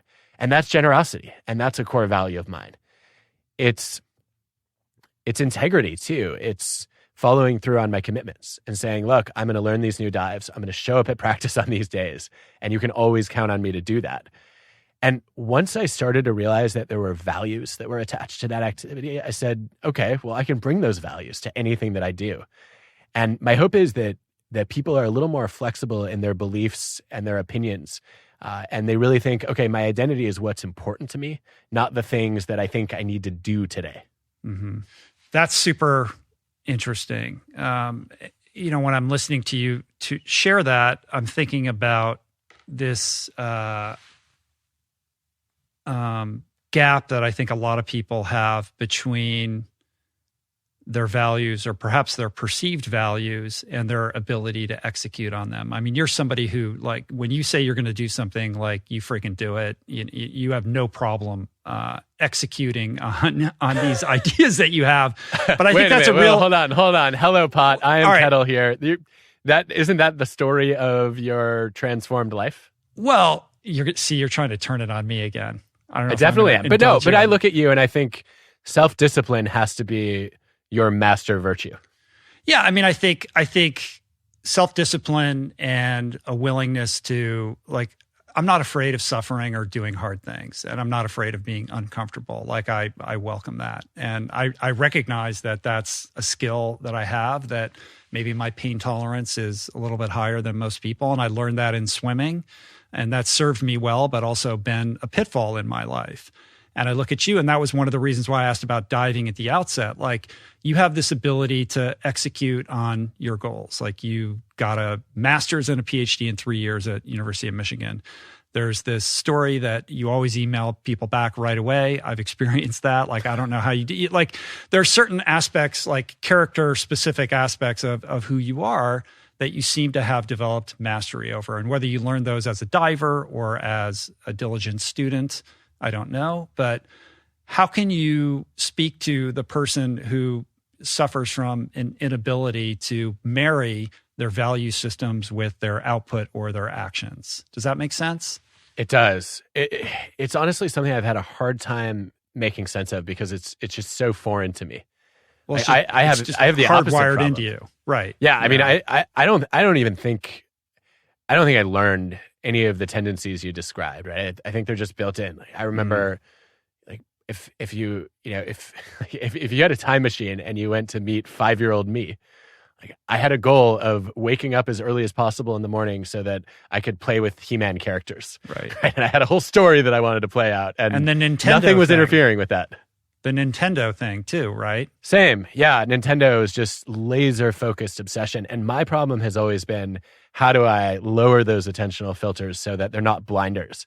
And it's almost like when I meet somebody who has the opposite challenge, which I realize is more common than mine, I have no idea, because I don't do this deliberately. It's just how I'm wired. The best thing that I've learned from trying to study it is really what I ended up exploring on procrastination last year. So I give a whole TED talk that's about the surprising virtues of moderate procrastination for creativity. I write about that in a book. And then I find that most people are not procrastinators like me. They're really struggling with procrastination that's hurting their productivity, that's undermining their romantic relationships, that's causing them to be unhealthy. And I went and said, okay, I've got to understand, what do we know about the psychology of preventing procrastination? And the light bulb moment for me was some work by Fuchsia Sawant and Tim Pitchell, 2 psychologists, who have found that when we procrastinate, it's not because of laziness. And I think you could probably say this is more broadly true, right? It's not procrastination. Many of the gaps between people's goals and values and their daily actions, they're not because they don't want to work hard or they lack, some magical amount of grit that's a prerequisite for following through. It's often because of emotions, not time.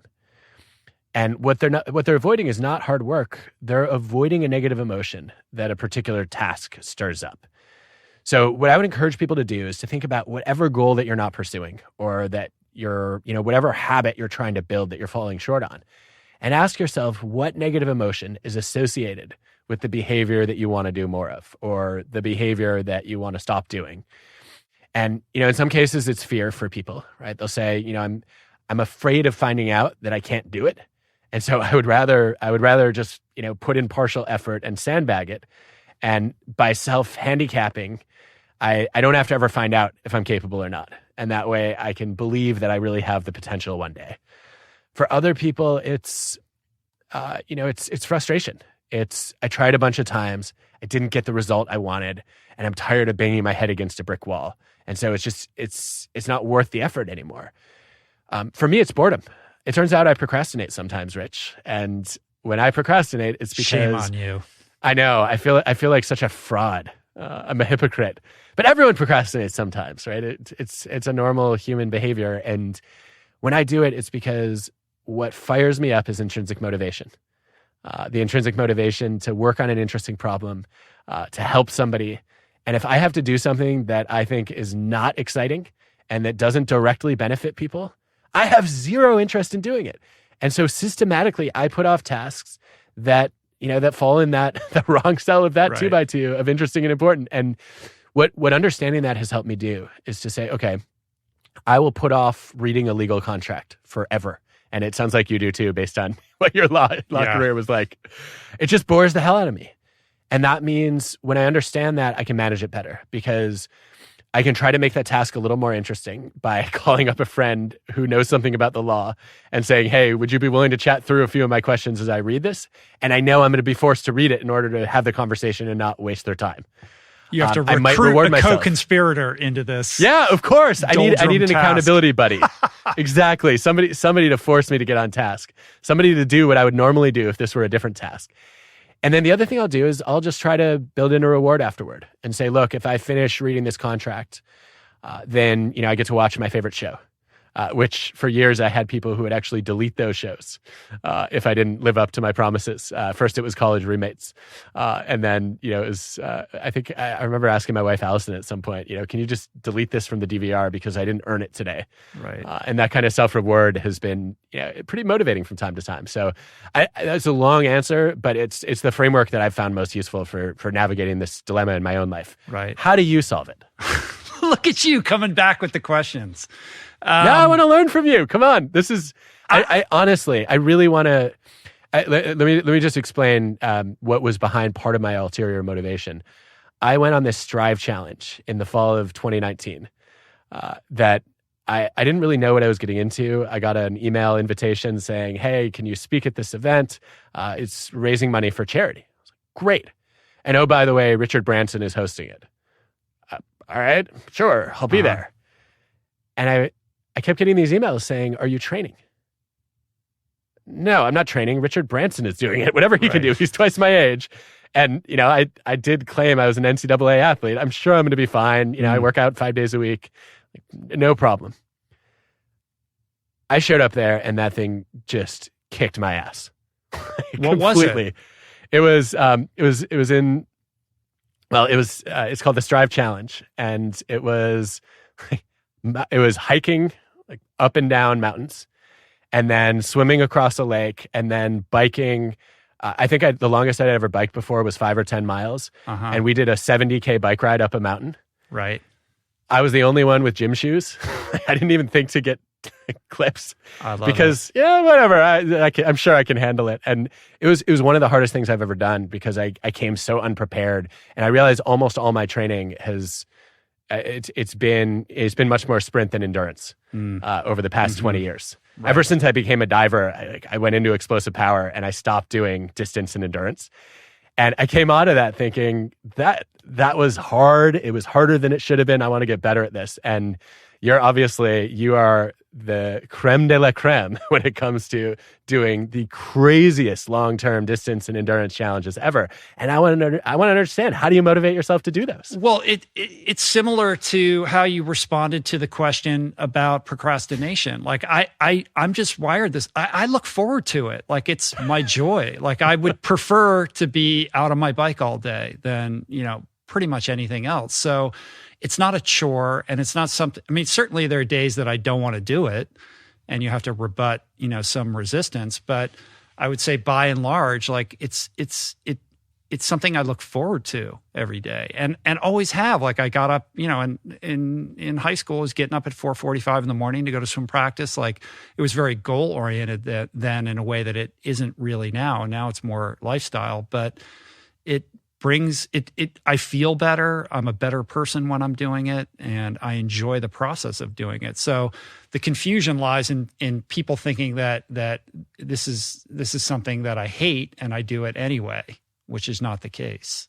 I buy that and I get it. I think the mystery for me, though, is there are moments when you're clearly not in that zone and you persevere anyway. Mm-hmm. So I'll give you a concrete example, which is, so we did an 11-hour hike, and then we did, I don't know, it was about maybe a mile. No, it was a kilometer swim across a cold lake.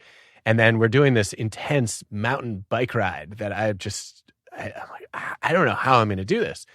And I'm guessing from what the changes I made nutritionally over the next few days for the next bike ride, I'm guessing my electrolytes were just way off or way low.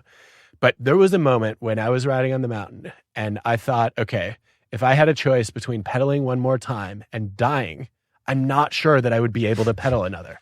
And I've never felt that in my life. I've always been the person who persists no matter what. And coming face to face with that wall and saying, I literally don't think I can do it physically. You've pushed through that wall. How? Sure. Well, first of all, let's finish this thread. So you did persist, right? So you did take another pedal stroke and you didn't die. Yeah, right? But I had to pause for a minute and I was like, no, I don't want to pause. I don't want to have to rest. But you finished the challenge.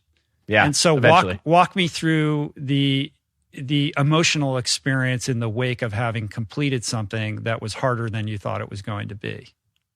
It was one of the most exhilarating rushes of my life. Right. I mean, when people talk about runner's high, this was on a whole nother level. Right. That 70K bike ride, we got to the top of the mountain and I've never taken a drug. I can only imagine that's what being high feels like. Mm-hmm. And are you able to hold on to that feeling? Oh, no, definitely not. Not a chance. Mm-hmm. Like, I only get it when working out. But you can recall it. I remember it. In a way. Yeah, and also, I can remember what that feeling was like. I want it again. I feel close to that group of people that went through that week with me in a way that normally would take me years to build trust and bond because we all suffered together. Right. There's definitely an intimacy that occurs when you do something hard with other people together that unites you in a way that few other things do. And the sense of self, not just at having accomplished something that was very difficult, but having pushed through that perceived boundary really expands your horizon of what's personally possible. And I find that to be incredibly intoxicating. It is like a drug, but it's also a fuel. And it's something that I need to continually tap into to not only remind myself, but also to persist in this desire to push that envelope of what's possible. And there's something about that satiates me and makes me whole in a way that nothing else in my life does. Well, you just did, that was just a masterclass in a motivational interview because you asked me, do I want more of that? Like, I don't feel like you're trying to convince me. Right, I'm not convincing you, and I just shared my experience. You wanted to understand it. And I'm not attached to whether you end up signing up for some event or not. No, but I as I hear myself talk out loud, I want to be that person. I want to do more of that. I think the only thing that honestly is holding me back is the time commitment. Mm-hmm. And that's the piece that also I've really gravitated toward the kinds of workouts, and this is reflected in my eating habits too, that save me time and allow me to feel like I'm making good health choices, but the idea that I would commit 3 or 4 hours to exercise when, I could work out for an hour, like, I don't know where I'm going to find those hours between family and work. And so if you can help me think through that at some other point, that's the one barrier that I haven't figured out how to crack yet. Right. I think I've got a good challenge in mind for you. We could take it offline, but I want to. What's the challenge? I'm really curious. So have you heard of the 29029 series? No. So do you know Jesse Itzler? Well, you know Sarah Blakely, right? Sarah was on that challenge, actually. So Jesse started this business called 29029, and it's... Oh, I just got his calendar. Is that what it is? Yeah, I did too. I got mine in the mail. No, it's different from that. Okay. It's related, but it's a weekend experience where a group of people descend upon a mountain. They have a couple of them. COVID threw the whole thing off. But the idea is that you hike up this mountain and then you take the chairlift down. It's like a ski mountain in the summertime or in warmer months. And then you continue to do that until you have hiked the equivalent of Mount Everest, which is 29,029 feet. So it's a very difficult endurance challenge, but it's also very accessible because you do it at your own pace. It's not a race. You're just hiking. You're not running. You get a little break when you take the chairlift down. But it takes like a long time to do this. And it's more difficult than I think people realize, but it's very doable on not a tremendous amount of training. And so I'm going to be doing the one in Utah, and let's see if we can't get you a slot for that. What do you think about that? Sounds like fun. You're also, this is immediately appealing because it only requires intensity, not consistency, right? You're not saying I have to go and become an endurance athlete. This is just commit for a weekend. Right. And what's cool about this is that you get some hardcore athletes who are out there gunning, but for a lot of people that do this challenge, it's the first hard thing that they've ever done. And the level of like sort of self-satisfaction, like it's really amazing to see these people in the wake of achieving something that they didn't think that they could, or pushing through that, boundary that they never have before. And it's really intoxicating to see that in other people. And that like group cohesion and sense of unity and community is really quite something. That makes so much sense. I think that's the thing that I miss most about diving. Aside from the clarity of knowing exactly what I needed to work on and how much progress I could make if I put the effort in, as opposed to this world of ambiguity I live in where I do a study or I write a book or I give a TED Talk and who knows if people are going to like it, and even if they like it, if it's going to make any difference. I miss that. But I think even more than that, I miss being part of a team that has a common goal. And I miss, especially with my teammates and the divers that I got to coach, those breakthroughs where all of a sudden they achieve something that they thought was impossible for them.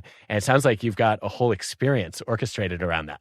Yeah, it's pretty special. So I'll share some of that information with you afterwards. Can't wait. So you spoke at the Nantucket Project several years ago, right? Like you were like everyone loved it. You were like the top guy. I'm part of that community. I've spoken at that event a couple times. I think you were there the year before my first year attending.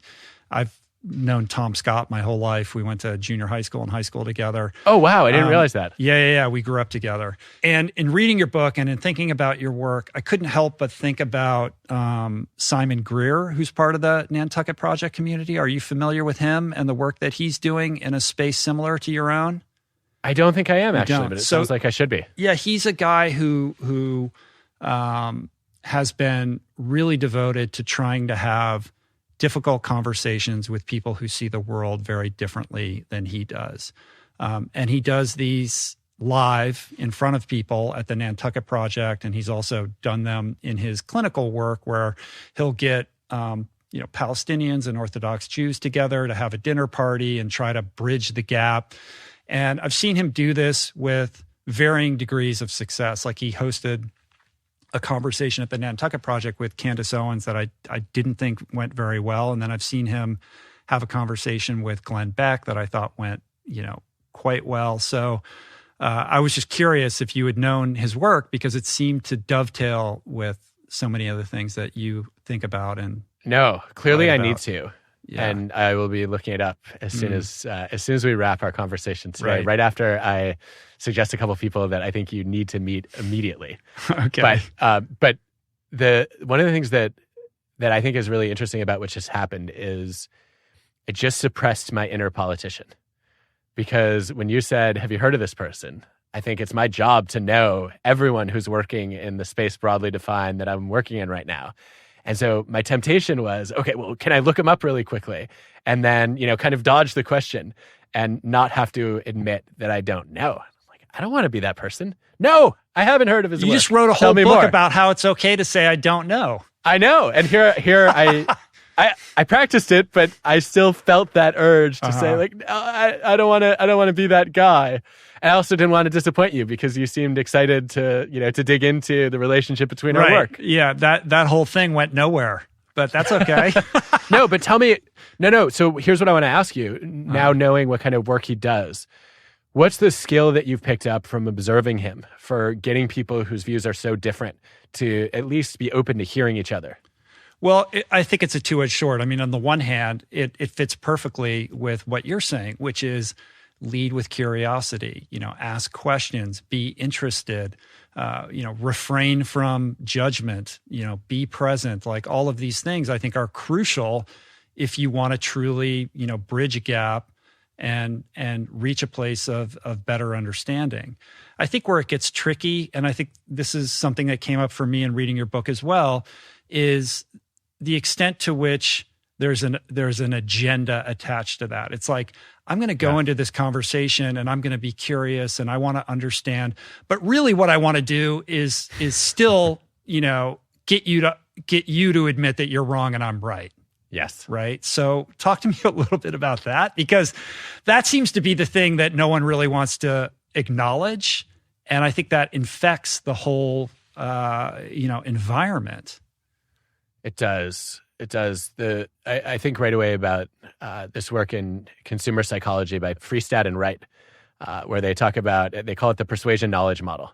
And the idea is that once you recognize that somebody has persuasive intent, a change of meaning occurs. And now what seemed like a genuine conversation before becomes a tactic. And what seemed like a chance to explore an open discussion seems like a situation where you have to put your guard up. And I think that happens all the time. I find myself both being on the receiving end of it and as a cause of it much more often than I would like. And I think the practice of motivational interviewing it's definitely shifted my thinking. It's started to shift my behavior. I catch myself doing it more often now in real time. And sometimes I don't catch it. And then a friend of mine says, "Hey, you're lawyering again here." Like, oh, right. Oops. Yep. There we go again. And when that happens, what I have to step back and ask myself is, okay, are there common values here at all? Are there any principles that we share? And if I can't name any, I have to get curious and find them. And then the second question I want to ask is, whatever values we agree upon, is there anything I can learn about or inquire about that will help the other person better clarify those values or how to live those values? And where I run into trouble sometimes is either I'm convinced that they have the wrong values to begin with. Like when I talk to somebody who says, well, I know it's selfish not to wear a mask, but, we're an individualistic country. I'm like, I can't in good faith support living in a country where you're allowed to harm other people. In fact, that violates our value of freedom, right? You can't threaten someone else's freedom. Then you're not in a free country anymore.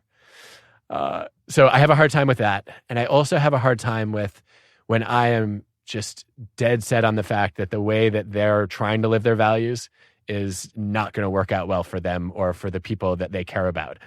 And those are the moments where I get stuck going back into prosecutor mode.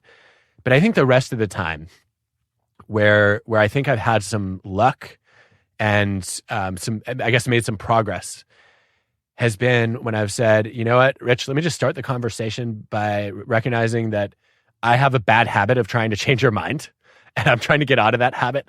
And so what I really want to do here is interview you. I want to learn from you. I want to understand your viewpoint better. And I do have a vested interest in people having open minds because I believe that that's foundational for learning. And so you might catch my questions being a little bit tilted in the direction of, are there circumstances that would shift your opinion a little bit? And that's not because I'm trying to drive you in a particular direction. It's because I'm invested in a personal project of building a more mentally flexible world right now. And if you object to that project, I want to hear that too, because I need to be flexible. And when I've started with that kind of disclaimer up front, it's, I think, both sent the right message to the other person, but it's also reinforced, like, that's me activating cognitive dissonance if I screw up. And then I'm more likely to hold myself accountable. It is interesting how reluctant we are to want to be wrong. Like, it shouldn't be such a big deal to say, I don't know, or like, wow, I was wrong about that. Like, to be able to pivot. I mean, certainly, in the public sphere, or if you're a politician, it's seen as anathema for you to change your mind. It does feel like in order to cultivate a healthy culture, we need to incentivize open-mindedness, on a broader scale, and destigmatize this idea of not knowing and of saying I'm wrong. It's okay, right? Like, our ego attachment to that is so powerful. Yeah, I think it is. And I don't know how to do that societally. I've tried to figure out what can we do, in schools, in workplaces, even in families, right? And in cultures or systems that we have a little bit more direct influence over. And I think the news there is actually pretty good, right? That when students are taught that admitting what they don't know is actually part of the learning process, they become more curious and intellectually humble, and they actually learn more and do better on tests. And so creating that kind of psychological safety in your classroom for anyone to say, hey, I didn't understand that. And that's not a sign that I lack intelligence. It's a sign that I want to pick up knowledge. Right. That seems to be a healthy attitude for a classroom environment. Workplace, it's the same thing, right? Let's stop making expertise the currency of success. Let's say what we want to do is recognize that knowledge is not a weapon to wield. It's a resource to share. And that means if you lack knowledge, you should not only be given permission, you should be encouraged to go to people who might have a perspective that you lack, and let them know what your ignorance is so that you can try to fill some of the gaps in your knowledge. And I think that starts with leaders not punishing people for asking questions or for being wrong. It starts with, in many cases, just doing something really basic, which is don't just reward results. Don't just reward success and punish failure. Put people in a situation where you reward a thoughtful, curious decision-making process.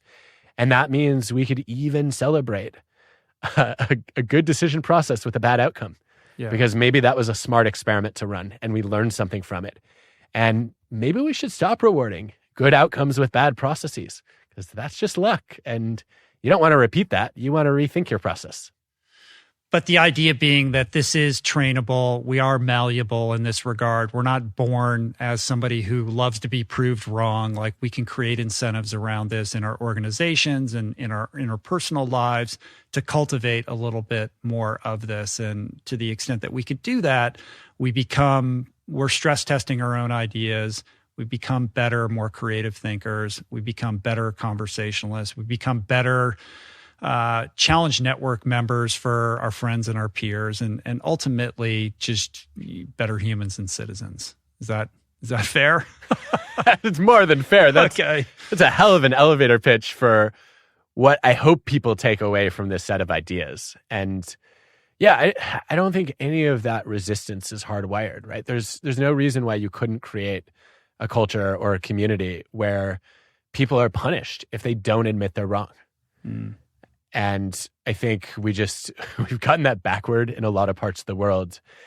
And, I don't know about you, but I would rather reward people who are interested in developing competence than hold up people who are full of overconfidence as exemplars to follow. Yeah, you and me both, my friend. Well, I think that's a great place to end it. But before we land the plane, I think it would be helpful or instructive for the listener or the viewer to have, I think the idea that I want to leave people with is, if you feel yourself resistant to a different idea, or there's a certain personality out there that really, gets your blood boiling, like what's the first step for that person to take in terms of trying to soften a little bit so that perhaps they could have a more productive interaction? I think what I would recommend is to treat that emotional response as a rough draft. It's the first draft of how you're going to feel. And I've never done anything where my first draft was any good and where I didn't want to constantly revise and improve it, whether it was the first time I tried to dive or the first draft of a book that I had to throw out, or the TED Talk that I rewrote from scratch over and over and over again. And everybody who achieves excellence in any domain knows that it's the constant rewriting and rethinking and revising that makes you good and helps you get better. And I think once you recognize, hey, you know what, feeling threatened or hating somebody else or being offended by somebody else, that's a first draft of a response. Then you can go and write a revision and ask yourself, okay, is that a teachable moment? Did I just learn something about what activates my prosecutor instincts or what puts me in a preaching mindset? And if I understand that better, then I have more control over what mindset I landed. Beautifully put. I think you practice that in the conclusion of your book, where you basically, in this very really funny and like meta way, like your conclusion is a red line, and it shows like the changes and the thoughts that went into various drafts of how you wanted to conclude this book, which is not about conclusions, but about remaining open to new ideas and possibilities. I'm so glad you got a kick out of that, I because loved it was one of the things I was most resistant to rethinking when I wrote the book. Like, I had argument after argument with this challenge network of brilliant former students who read early drafts. And I said, nonfiction book does not need a conclusion. Like, it's not a book report. And anything else I had to say, I would have already said it. And they were so thoughtful in convincing me that, yeah, you know what? I get that you're writing a book about rethinking. You don't want the rethinking to end. But the last page of this book is the beginning of conversations we're all going to have. And it's the start of a reflection process. And don't you want to give us a springboard to that? All right, fine, maybe. You're onto something here. Very, very begrudgingly. And then I said, well, yeah, you know how I could do that? A blank page. You're going to turn to the epilogue and there's going to be nothing there. And it's going to be the canvas for you to do your rethinking on. And they said, yeah, that's a cop-out. We can't let you do it. Why don't you show us your own rethinking? It's like, all right. I get that this would be very meta and I could have some fun with it, but I really just want to be done. I like closure. Like, not living the principles I wrote about in the book. Right. I need to rethink this. Right. Well, I thought it was great. I'd never seen anything like that in a book, and it's the perfect book to end in that manner, in this kind of circular way that leaves it open-ended and yet still creates some finality for the reader. So, well done. I love the book. I so appreciate the thoughtfulness that you put into your work, the care. You are a true giver, and it's been great to spend some time with you. So, thank you.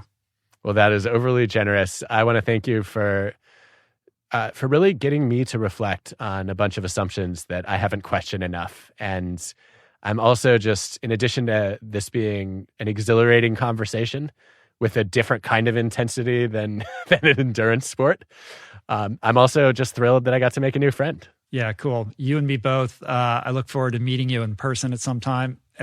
Same. And let's try to figure out that endurance challenge thing. All right. Thank you. And I want to hear what your next challenges are and figure out if I can be helpful with them. All right. That would be great. Thanks. Thanks, Rich. So if you want to connect with Adam, at Adam M. Grant on Twitter, pick up the book at your favorite bookseller or go to adamgrant.net, right? Is that the places that you want to direct people? You got it. All right, man. Let's do this again. I look forward to it. All right, cool. Thanks, Adam. Appreciate you. Thank you. Peace. Let's. Incredible dude, that Adam Grant. Hope you guys got a lot out of that. Make a point of picking up his new book, Think Again. Also, he has a fantastic podcast. It's called Work Life. You can find that wherever you listen to fine podcasts.